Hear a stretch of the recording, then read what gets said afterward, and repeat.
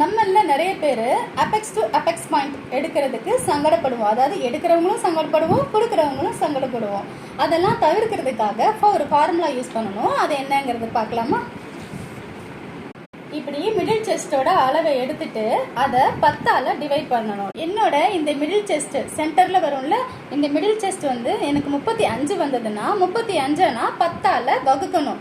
10ஆல வகுத்தா எனக்கு கிடைக்கிற ஆன்சரு 3.5.